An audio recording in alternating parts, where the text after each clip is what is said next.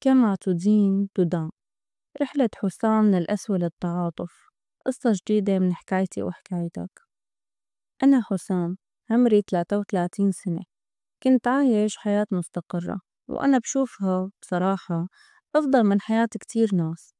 كنت أشتغل بشركة مقاولات بمنصب إداري سمح لي إني أتعامل مع أصحاب أعمال ومهندسين وعمال. ما كنت فقير ولا كنت غني، بس كنت أملك شي يكفيني ويزيد. والأهم كنت بظن إني بفهم الحياة أكتر من غيري. من شكلي الخارجي يمكن بينت شخص ناجح، بس من داخلي كنت بحمل طباع صعبة كتير، وأحياناً أنانية. ما كنت أعطي أهمية لمشاعر الناس إذا تعارضت مع مصلحتي. كنت شوف إنه الدنيا سباق، ويلي بيوقف ليراعي غيره رح يتأخر. لهيك كنت برر لحالي أي قرار فيه أسوأ طالما إنه واقعي. بتذكر أمي كانت تقلي دائما: يا ابني الدنيا ما بتمشي هيك، متل ما بتعطي رح تاخد، وكما تدين تدان. كنت ابتسم وغير الموضوع، حس إنه الأمثال القديمة مجرد مبالغات عاطفية. روتيني اليومي كان ثابت: بصحى بكير، بشرب قهوتي لحالي، بشيك بريد الشغل، بعدين بروح على المكتب. بتعامل بقسوة مع الموظفين. أي ضعف أو تأخير بعتبره نوع من التقصير اللي ما بغفره. بهداك الوقت ما كنت أعرف إنه الحياة عم تجهز لي امتحان قاسي، وإنه المثل الشامي اللي كنت أسمعه رح يصير بيوم من الأيام عنوان قصتي كلياتها. كل شي بلش مع فارس صديق طفولتي. كنت أعتبره أقرب الناس لإلي. كنا نفكر بمشروع صغير بمجال استيراد المواد الكهربائية، وقررنا نجمع كل شي صمدناه ونبلش من الصفر. وثقت فيه ثقة عميا، وتركت كل التفاصيل المالية بين إيديه. كان يحكي بحماس ويطمني إنه الأمور تحت السيطرة. وبعد كم شهر اكتشفت إنه الحسابات كلياتها غلط وما لم تطابق، وإنه البضاعة اللي وعدني فيها ما وصلت.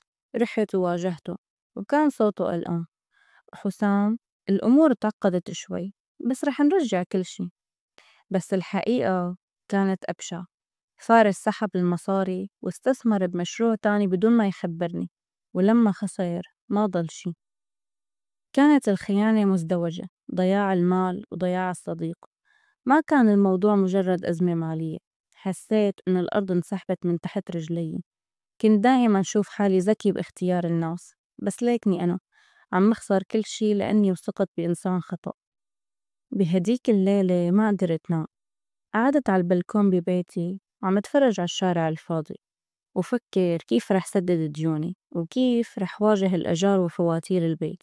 كان عقلي مشوش، وصدري يضيق مع كل نفس.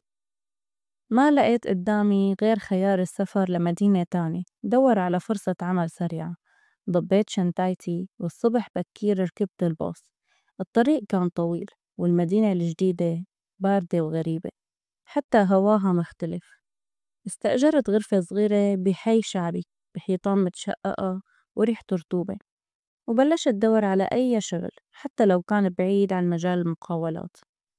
وبأحد المقاهي تعرفت على أسامة، شاب مغترب بيشتغل نادر.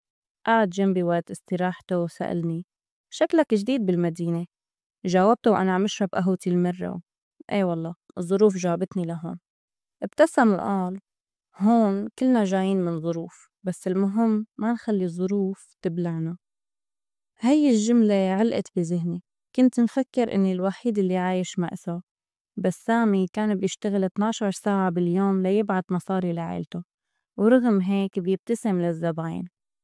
وبمحطة القطار التقيت بمرة كبيرة بالعمر، كانت حاملة أكياس تقيلة. ساعدتها، قعدت معي وحكت لي عن أولادها اللي هاجروا، وعن الوحدة اللي عم تاكل أيامها. واتطلعت فيني وقالت لي: الخير يا ابني بيرجع لك حتى لو بعد سنين. كأنه القدر عم يهمس لي إنه في معنى أعمق لكل شي بيصير. وبيوم من الأيام لما كنت أشتغل بمتجر مواد بناء صغير، فات زلمة كبير بالعمر حامل عصاية وقرب مني. حسيت قلبي عم ينقبض. كان أبو نبيل، زلمة كنت أعرفه من سنين.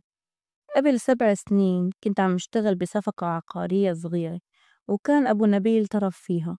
وقتها أنا استغليت ثغرة قانونية لأحصل على نصيب أكبر، وتركته يطلع بخسارة. كنت برر لحالي وقتها إنه الشغل شطارة، بس جواتي كنت بعرف إني ظلمته. ابتسم أبو نبيل وقال: زمان عنك يا حسام الدنيا غريبة، بتجمع الناس بعد سنين. وزاد بكلامه وهو عم يطلع بعيوني: تعرفوا للمثل كما تدين تدان.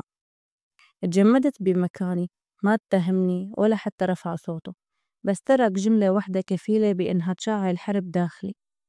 بهديك اللحظة استوعبت إنه اللي عمله فيني فارس هو نفس اللي عملته أنا بأبو نبيل، نفس الطعم المر، نفس الشعور بالخذلان، كأنه الحياة عادت المشهد مع تبديل الأدوار.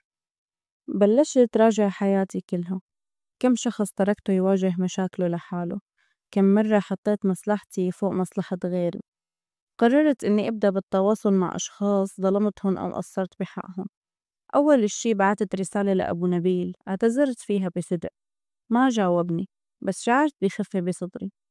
بلشت ساعد زملائي بالشغل حتى بمهام ما بتخصني، كنت اشتري أكل إضافي وأقدمه لسامي أو لبعض العمال البسيطين. ما كان هالشي سهل لأني كنت قاوم طبعي القديم اللي دايما بيهمسلي: اهتم بحالك بالأول.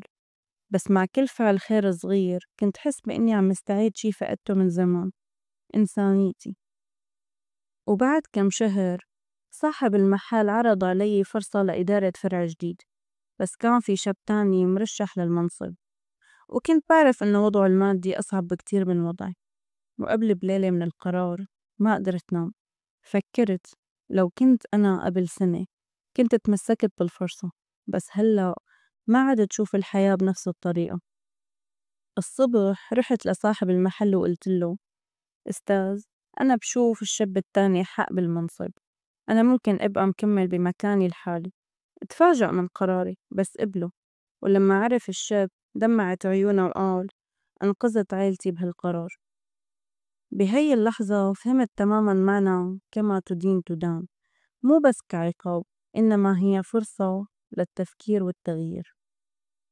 رجعت لمدينتي بعد سنة إنسان تاني، ما عدت أتعامل مع الناس ببرود، بالعكس كنت دور عن فرصة لكون عون إلهم. علاقتي بأمي تحسنت وصرت أسمع لأمثالها وقصصها بحب. اليوم لما أشوف حدا عم يمر بالشي اللي مريت فيه قرب منه وقله: يمكن الحياة عم تختبرك، بس صدقني الخير بيرجع لك متل ما الشر بيرجع. اتعلمت إنه المثل الشامي كما تدين تدان مانو تهديد، هو تذكير بإنه اللي بتزرعه بقلوب الناس رح يرجع لك بأي شكل كان. وهي كانت رحلتي من القسوة للتعاطف، من الأنانية للمشاركة. وإذا كانت قصتي وصلت لك فممكن تكون الحياة عم تبعت لك تلميح أنت كمان، فانتبه شو عم تزرع.